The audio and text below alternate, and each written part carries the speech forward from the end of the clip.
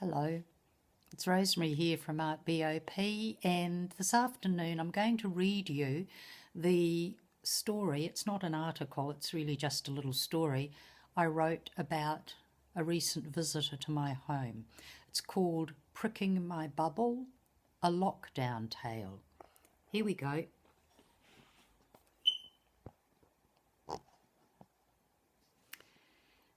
The rules were and are pretty clear. Get in your bubble and stay in your bubble.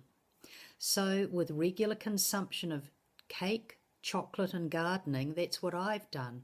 I've bubbled up. Bubbling's been accepted with seemingly good grace by the majority of our population, who in laid-back New Zealand style have accepted the direction of authority. And if you didn't and aren't, one of us will have reported you to wherever it is we tell on people who aren't doing as they're told.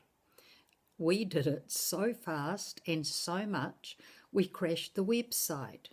We all want to live, thank you. We've expressed our feelings through creative entertainment or whining. The creative entertainment which is permeating online is wonderful. I hope that after this hideous hiccup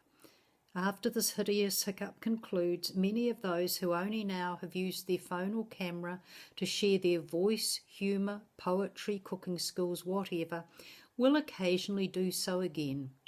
You've all been fabulous. And the whiners, well, that's part of our democratic tradition. It's formally called dissent. I haven't had time to dissent about anything. If I have, you'll have to refresh my memory. Much of the reason for the state of happiness around Chez Moi must relate to the help and support of my neighbours in bringing home the shopping and passing the time of day with me, and those who email me and ring to see either what I'm up to or if I'm dead. I have to say, life has been made incredibly bearable by the consumption of cake. I try not to bake or buy cake and biscuits because I eat them rapidly. I made a delicious apple cake that I thought would last at least 2 weeks, devoured in a couple of days. Same thing with an eggless, dairy-free chocolate cake. I'm amazed I can still get my work jeans to zip up. I moved some more of the piles of uncut tree branches today to try and make up for my gluttony. From the mechanical noise around me, it's fair to say that the general autumnal cleaning, tidying and preparation for winter is taking place. There's been a steady drone of machinery. I've been digging and planting. There's plants in the new shelter and comfrey leaves in the small winter vegetable garden strip I'm making in front of the paddock fence. It faces the sun and the soil still purrs with warmth in the winter. When the wind and rain came the other day, I started on the garage. It's actually no longer a garage, but a multi-purpose storage and workspace. Sounds good, doesn't it? I have my boxes of stored supplies along one wall and then a line of furniture I'm either restoring, disposing of, or thinking about disposing of. At the front of the line is an old washing machine. I did ring the metal person, but you had to leave a message. If I survive the scourge, that washing machine is definitely going. I love boxes and containers. I use those stacking fruit boxes from the supermarket to hold all sorts of stuff. I put labels on them. I have boxes to take plants to the markets, and they're in different sizes for different shapes and sizes of plants. I have boxes to take the flower bunches to the market. I have boxes to cut the flowers into. I have boxes to keep to the bags I take to the market. I have so many boxes you'd think I had a cat who loves boxes. I also have a vintage trunk, which in winter I use as a wood box. It's the perfect size as it fits 3 banana boxes of kindling twigs neatly on one side and the chopped wood on the other. I have vases and containers for plants and flowers, plant food and labels, and all sorts of saved plastic containers just in case I want to take a cutting or 2,000.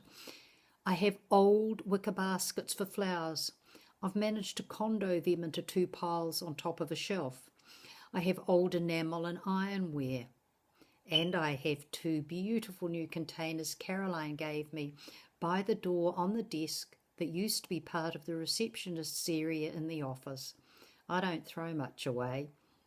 There's a lot in this garage and the little room adjacent to it. But I know where everything is. So this morning when I opened the garage door and went over to my hand tools section and found the daffodil bulbs strewn over the floor and all the flower collection and twig kindling boxes leaning over, and the beautiful turquoise paper carrier bag my neighbour gave me, her apples in, all squashed, I think someone's been in here. I think they must need glasses because the little plastic bags with the change from the shopping are still on the floor. I slowly, partly because of how much stuff is in the garage, walk around and have a look. In the aisle of the freezer and storage boxes, neatly labelled, I find someone has been smashing my dried honesty. Really, I only boxed that yesterday or the day before.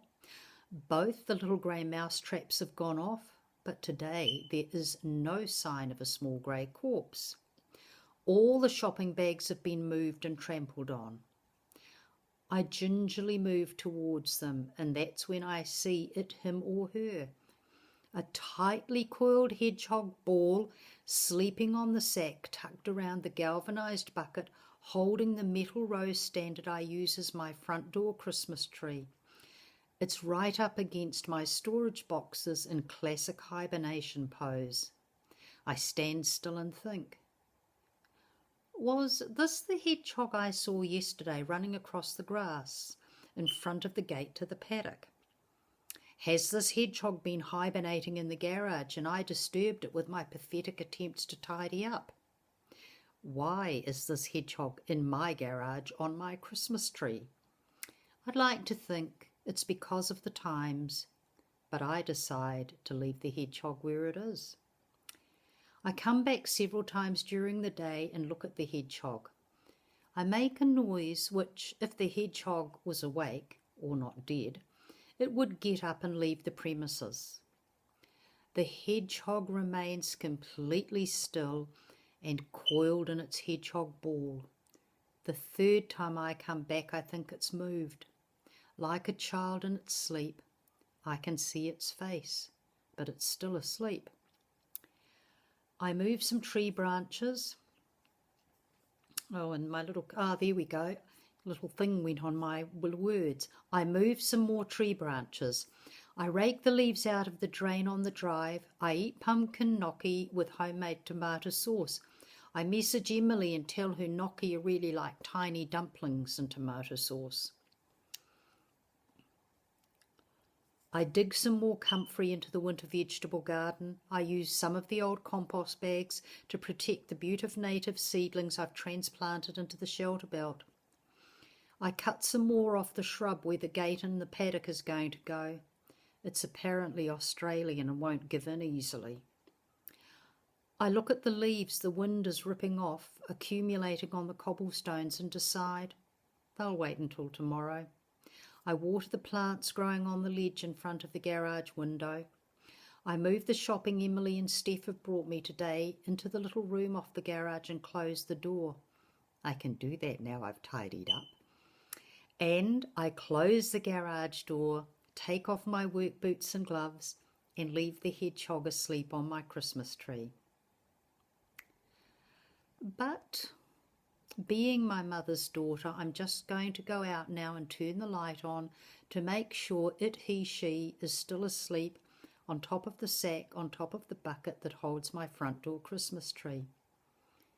And wouldn't you know it, as I open the door from the house to the garage, I hear the sounds of desperate scuffling, and all the honesty seeds heads I cut yesterday and put into the big cardboard box are moving.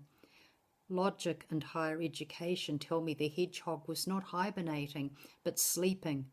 A very sound sleep, I'd have to say.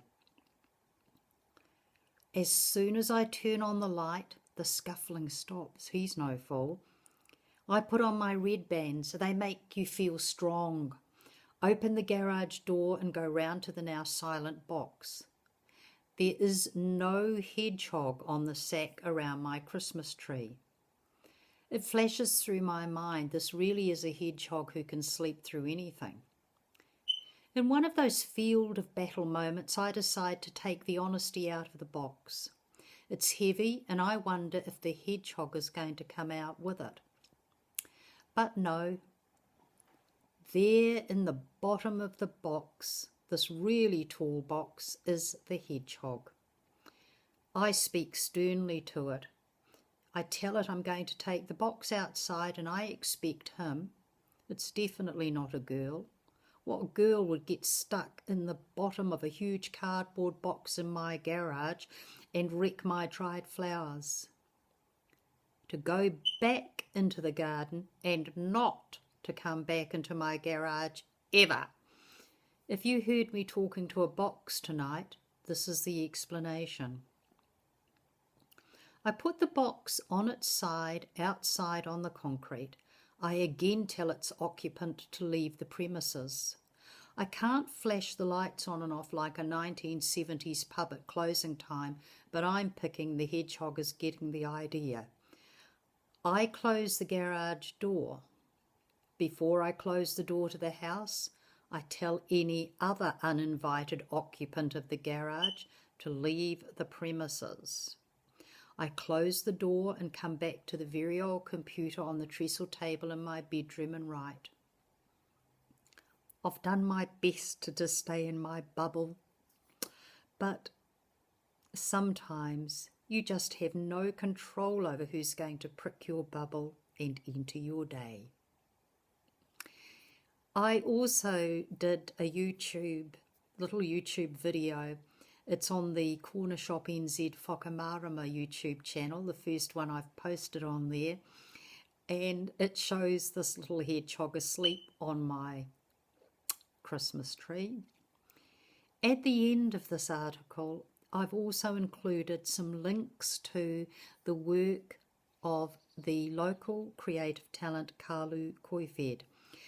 She has the Basiloid project, a multidisciplinary art project, which you can see online. And she was also kind enough to complete a Q&A for ARTbop, and her Q&A and some beautiful photos of that young woman are also online. Well, I hope you are happy and safe wherever you are. And I leave you with the usual thought, be safe, be happy, be kind, aroha nui, kia kaha, and wherever you are, enjoy your creativity. Bye now from ARTbop.